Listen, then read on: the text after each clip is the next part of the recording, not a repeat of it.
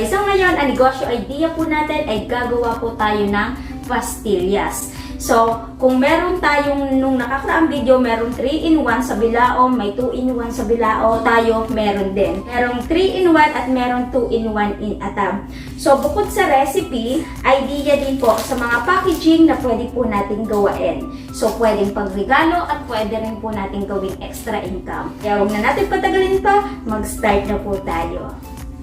Umpisahan na po natin yung pinakang mixture ng atin pong pastillas. So, unahin na natin ang powdered milk. Bali, ito po ay Milk Boy yung brand. Kung anong preferred nating powdered milk, so pwede naman po natin gamitin. Magkaiba-iba lang po talaga sa pinakang lasa. So, ilagay na din po natin ang condense.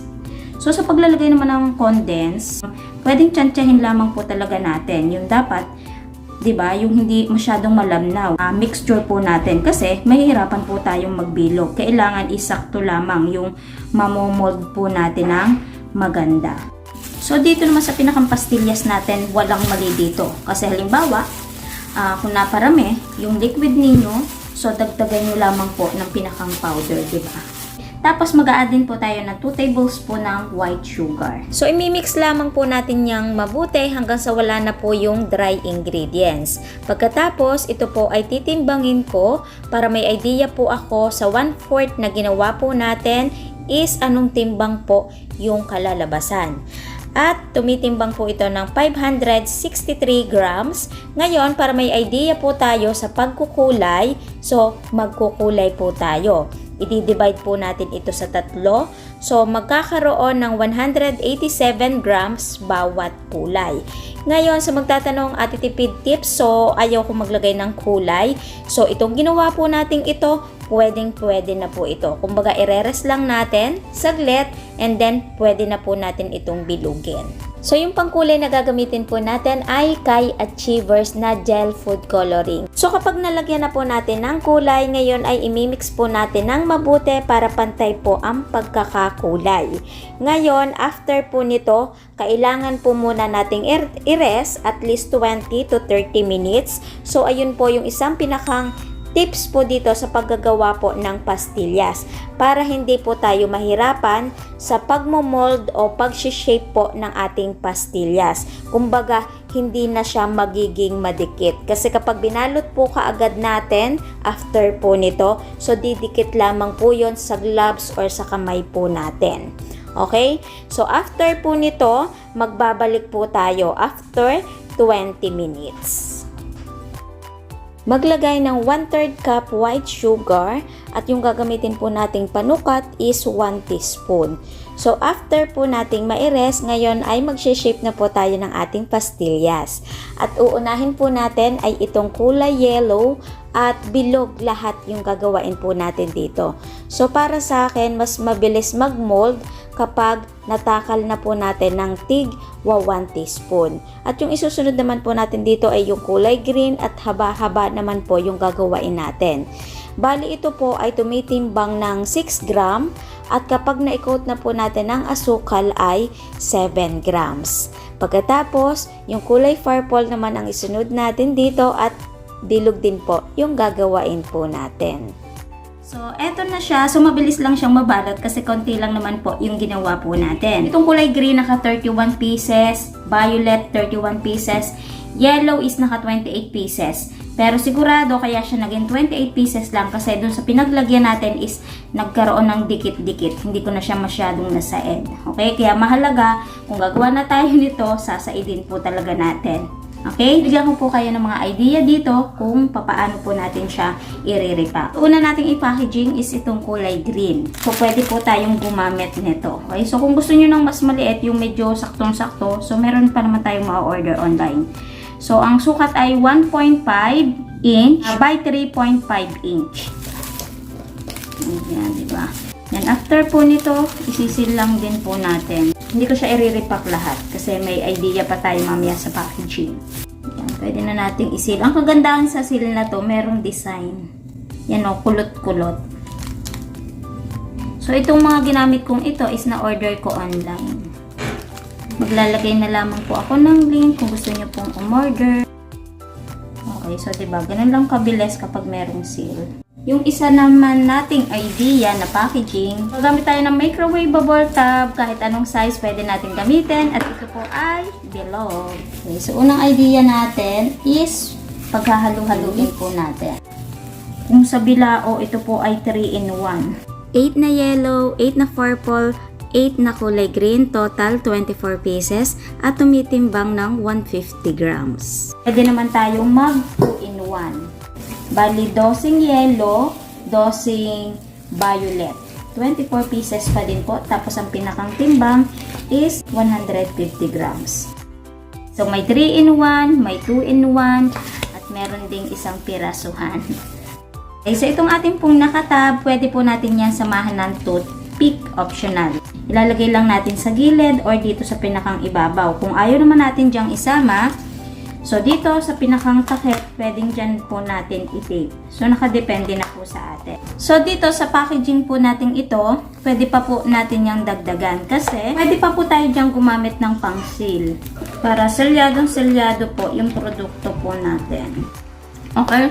Bali, dito po sa ginawa natin is, naka 90 pieces po tayo. Tikman na po natin. Para tayo po ay makapag-costing na. Magkano nga po ba ang magiging bentahan po nito? Pingi ako, pingi. So ngayon, titikman na po natin ito. So hindi ko na siya bubuksan lahat kasi pare-pares lang naman po ang lasa nito. Nagkaiba-iba lang yung kulay. Ito na lang po yung buksan natin. Yung ube. Ito yung ating naka-plastic, diba? Have a good time. Ang ganda ng packaging. Yan. Ganda-ganda. Ito yung ating farfol. Tapos yung pinakang texture. Wow, diba? Ang ganda.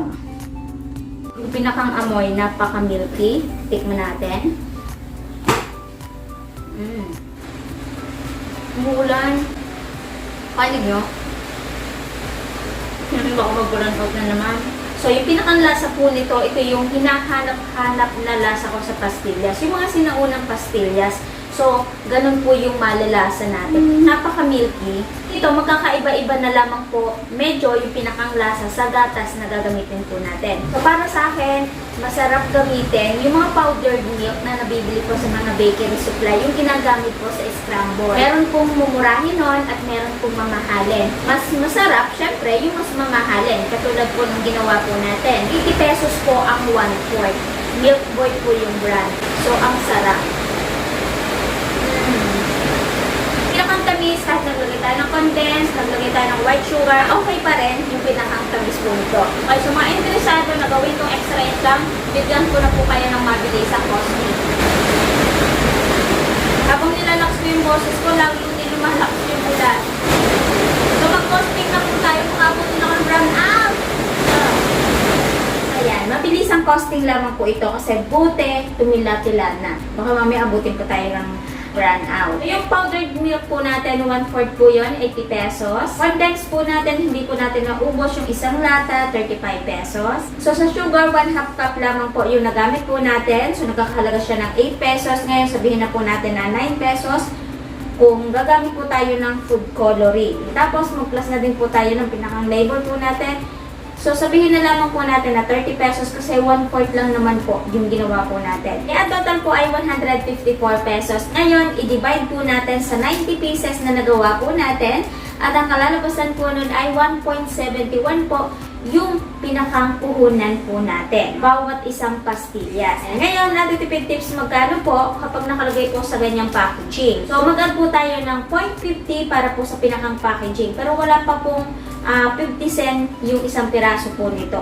So, ang total po ay 2.21 po ang pinakang puhunan po natin dito. Ngayon, saktuhin na po natin na 250 para sa pagsisil po natin.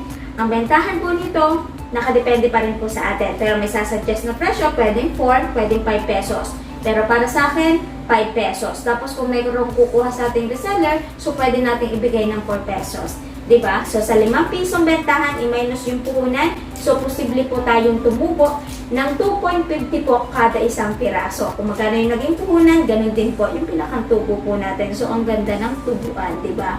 Tapos, kapag iti-times 90 pieces po natin sa nagawa po natin, at ang kalalabasan po na, posible po tayong tumubo ng 225 pesos po sa nagawa po natin. Sa 90 pieces na nagawa po natin. Magkano naman po yung nasa tag? May idea lamang po tayo. Hindi ko na po i-costing lahat para hindi lang po ganun kahaba yung video po natin. And kahit anong pong packaging yung gamitin po natin, basta ang mahalaga po doon, alam po natin kung magkano po yung pinakampuhunan po kada isang piraso. 0.71, itatimes lamang po natin kung ilan po yung piraso na nasa loob. And tapos magpa-plus pa po tayo doon ng packaging na gagamitin po natin. So, yung pagpipresyo, nakadepende pa rin po sa atin. Basta mahalaga po doon, alam po natin kung magkano po ang naging puhunan po kada isang tab. Okay? So, sana bago po ulit nagtapos yung video po natin, ay meron po ulit ako na idagdag na magandang negosyo idea po sa inyo. Sa mga hindi pa po nakapalo, meron po tayong FB page. So, kung namimiss nyo ako dito, so pwede nyo din po akong puntahan doon. Okay? So, kita-kits na lang po ulit sa mga next video po natin. Bye!